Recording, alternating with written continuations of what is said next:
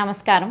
నా పేరు డాక్టర్ వింధ్యవాసిని. నేను ఒమేగా హాస్పిటల్స్లో సీనియర్ కన్సల్టెంట్ మెడికల్ ఆంకాలజిస్ట్ కింద వర్క్ చేస్తున్నాను. గర్భాశయ క్యాన్సర్ అంటే ఏంటి, ఎందుకు వస్తుంది, దీని లక్షణాలు ఏంటి, రాకుండా మనం జాగ్రత్తలు ఎలా తీసుకోవాలి, వస్తే ఎలాంటి ట్రీట్మెంట్స్ అందుబాటులో ఉన్నాయి, ఈ విషయాల గురించి ఇవాళ మనం మాట్లాడుకుందాం. సో గర్భాశయ ముఖద్వారం క్యాన్సర్ అంటే సర్వైకల్ క్యాన్సర్ అని అంటారు దీన్ని. ఇది గర్భాశయ ముఖద్వారంలో ఉండే గ్లాండ్స్లో వచ్చే క్యాన్సర్. అయితే ఇది ఎందుకు వస్తుంది? దాదాపు 95 నుంచి 99% ఈ క్యాన్సర్స్ ఒక viral infection, human papilloma virus అనే ఇన్ఫెక్షన్ ద్వారా ఇది ఏర్పడుతుంది. అయితే ఈ వైరస్ ఇన్ఫెక్షన్ సెక్షువల్ యాక్టివిటీ ఉన్న వాళ్ళందరిలో కూడా మెజారిటీ వాళ్ళల్లో ఉంటుంది. కానీ ఈ ఇన్ఫెక్షన్ వచ్చిన వాళ్ళల్లో 70% వాళ్ళకి ఇది ఇన్ఫెక్షన్ నిర్మూలం అవుతుంది. మన న్యాచురల్ ఇమ్యూనిటీ వల్ల ఇన్ఫెక్షన్ అనేది తొలగింపబడుతుంది 1 yearలో. 2 yearsలో 90% వాళ్ళకి ఇన్ఫెక్షన్ క్లియర్ అయిపోతుంది. అయితే ఈ 2 సంవత్సరాలు పైబడిన తర్వాత కూడా ఈ ఇన్ఫెక్షన్ ఉన్న వాళ్ళల్లో ఈ వైరస్ వల్ల ఈ క్యాన్సర్ ఏర్పడే అవకాశం ఉంటుంది. అయితే ఈ క్యాన్సర్ రావడానికి కూడా మనకి చాలా సంవత్సరాలు వ్యవధి ఉంటుందన్నమాట. అంటే వైరస్ ఇన్ఫెక్షన్ సోకిన తర్వాత ఒక 10, 15, 20 సంవత్సరాల తర్వాత క్యాన్సర్ కింద మారే ప్రమాదం ఉంటుంది. అంటే మనకి ఇంత వ్యవధి 10 సంవత్సరాల నుంచి 20 సంవత్సరాల వ్యవధి ఉంటుంది ఇది డిటెక్ట్ చేయడానికి. ఆ పరిస్థితిలో మనం కనుక్కుంటే తొందరగా దీన్ని ట్రీట్మెంట్ చేసే అవకాశం ఉంటుంది. అయితే నెక్స్ట్ దీనికి లక్షణాలు ఏంటి, గర్భాశయ ముఖద్వారం క్యాన్సర్ లక్షణాలు ఏంటి, ఈ విషయానికి వస్తే అర్లీ స్టేజ్లో అంటే మొదటి స్టేజ్లో ఏంటంటే లక్షణాలు ఏమీ ఉండకపోవచ్చు. దానివల్ల ఇది కనుక్కోవడం అన్నది మనం లేట్ చేయొచ్చు. లక్షణాలు వచ్చే టైంకి కొంచెం వ్యాధి ముదిరే అవకాశం ఉంటుంది.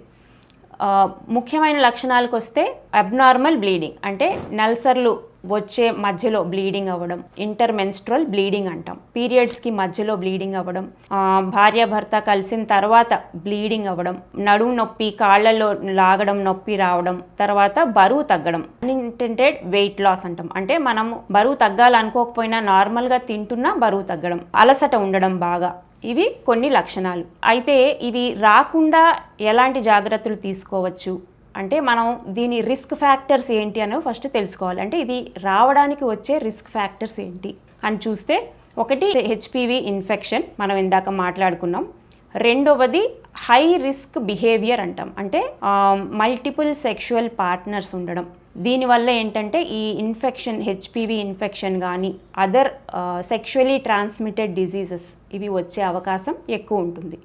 అండ్ అర్లీ ఫస్ట్ ఇంటర్కోర్స్ అంటే చిన్న వయసులోనే లైంగిక సంబంధం పెంచుకోవడం. రెండవది ఇమ్యూనిటీ డౌన్ అవ్వడం, అంటే హెచ్ఐవి ఇట్లాంటి డిజీజెస్ ఉండడం వల్ల వాళ్ళ ఇమ్యూనిటీ డౌన్ అవడం వల్ల ఈ క్యాన్సర్ వచ్చే రిస్క్ ఎక్కువ ఉంటుంది. అండ్ స్మోకింగ్, పొగాకుకి సంబంధించిన వాడకం వల్ల కూడా ఈ క్యాన్సర్ వచ్చే రిస్క్ ఎక్కువ ఉంటుంది. సో ఇది వస్తే దీనికి మనం ఎట్లా కనుక్కోగలము అంటే, ఒకటి ఈ సిమ్టమ్స్ ఉన్నవాళ్ళు వెంటనే డాక్టర్ని కలిసి సంప్రదించి తగిన ఇన్వెస్టిగేషన్స్, టెస్టులు జరుపుకుని, ఈ టెస్టులలో ముఖ్యమైనది ప్యాప్స్మియర్ టెస్ట్, తర్వాత కాల్పోస్కోపీ, బయాప్సీ అన్నది చాలా ఇంపార్టెంట్. ఈ బయాప్సీ వల్ల మనకి అది క్యాన్సర్ అవునా కాదా, అయితే ఎలాంటి క్యాన్సర్ అన్నది నిర్ధారణ అవుతుంది. దాని తర్వాత ఇది స్టేజ్ ఏంటి, ఈ స్టేజ్ వల్ల కూడా మనం ఏ రకమైన ట్రీట్మెంట్ ఇవ్వచ్చు అన్నది తెలుసుకోగలుగుతాం. జనరల్గా క్యాన్సర్లో 4 స్టేజ్లు ఉంటాయి. మొదటి స్టేజ్, రెండవ స్టేజ్ ఏంటంటే చాలా మటుకు క్యూర్ అయ్యే అవకాశం ఉంటుంది. మొదటి స్టేజ్లో సర్జరీ ముఖ్యమైన పాత్ర వహిస్తుంది. చాలా మటుకు సర్జరీతో క్యూర్ అయ్యే అవకాశం ఉంటుంది. స్టేజ్ పెరిగే కొద్దీ మనకి ట్రీట్మెంట్ అన్నది ఎక్కువ అవుతుంది అండ్ క్యూర్ అయ్యే ఛాన్సెస్ కూడా తగ్గుతూ ఉంటాయి. ఫస్ట్ స్టేజ్లో కనుక్కుని ట్రీట్మెంట్ తీసుకుంటే 95% నుంచి 98% వరకు మనము క్యూర్ ఛాన్సెస్ ఎక్స్పెక్ట్ చేయొచ్చు. రెండో స్టేజ్లో ఈ క్యూర్ ఛాన్సెస్ అన్నవి మనకి 70 to 80% ఉంటుంది. మూడో స్టేజ్కి వచ్చేసరికి ఆ క్యూర్ అనే అవకాశం మనకి తగ్గిపోతుంది, గణనీయంగా తగ్గిపోతుంది, 50 నుంచి 60% ఉండొచ్చు. 4వ స్టేజ్లో జనరల్గా క్యూర్ అన్నది మనకి కష్టంగా ఉంటుంది. అయితే ట్రీట్మెంట్ ఇచ్చి జీవితకాలం అన్నది పొడిగించే అవకాశం ఉంటుంది. అయితే ఫస్ట్ స్టేజ్లో మెయిన్ ట్రీట్మెంట్ మొడాలిటీ మనకు వస్తే surgery is the main treatment. రెండో స్టేజ్లో ఏంటంటే surgery or radiation therapy. Radiotherapy అనేది ముఖ్య పాత్ర వహిస్తుంది. రేడియేషన్తో పాటుగా కీమోథెరపీ ఇవ్వడం కూడా రేడియేషన్ ప్రభావాన్ని పెంచుతుంది.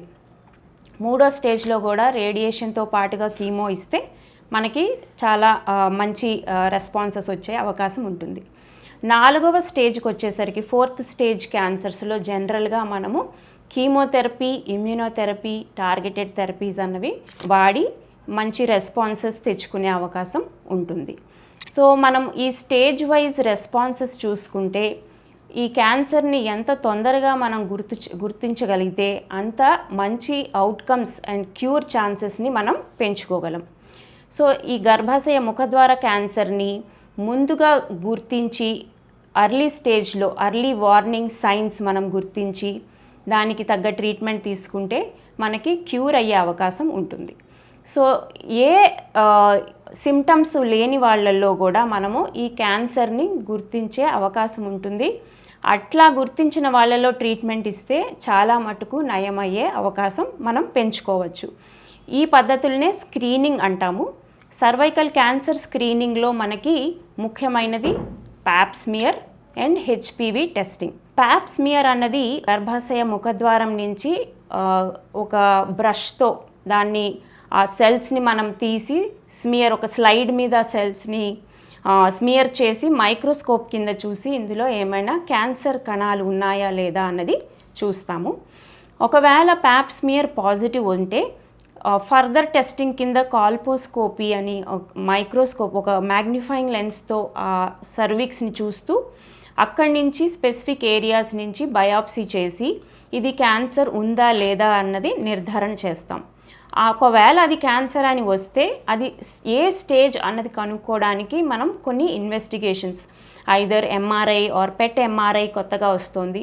దీన్ని బట్టి ఇది ఏ స్టేజ్ ఎంత డీప్గా పాకింది, ఎంత లోతుగా ఇది వెళ్ళింది, చుట్టుపక్కల అవయవాలకి ఏమైనా పాకిందా, లింఫ్ నోడ్స్ ఏమైనా ఇన్వాల్వ్ అయ్యాయా, అండ్ డిస్టెంట్ మెటాస్టేసిస్ అంటే వేరే దూర ప్రదేశాల్లో అంటే లింఫ్ నోడ్స్, లంగ్స్, లివర్ వీటికి ఏమైనా పాకిందా అన్నది కూడా మనము పెట్ స్కాన్ అవసరం ఉంటే చేసుకుని దాని ద్వారా మనం ఇది ఏ స్టేజ్ అన్నది నిర్ధారణ చేసుకున్నాక స్టేజ్కి తగ్గ ట్రీట్మెంట్ మనము ప్లాన్ చేసుకోవచ్చు.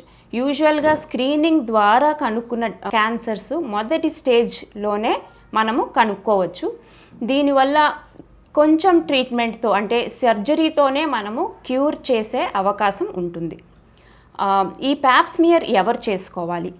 ప్యాప్స్మియర్ అన్నది 30 సంవత్సరాలు పైబడిన ప్రతి స్త్రీ చేసుకోవాలి. ఇది కనీసం 3 సంవత్సరాలకు ఒకసారి చేసుకుంటే మేలు. 65 సంవత్సరాలు వచ్చే వరకు కూడా ఇవి ఈ 3 ఇయర్స్కి ఒకసారి 3 సంవత్సరాలకు ఒకసారి చేసుకుంటే మనము ఈ క్యాన్సర్ని ఎర్లీ స్టేజ్లో కనుక్కునే అవకాశం ఉంటుంది.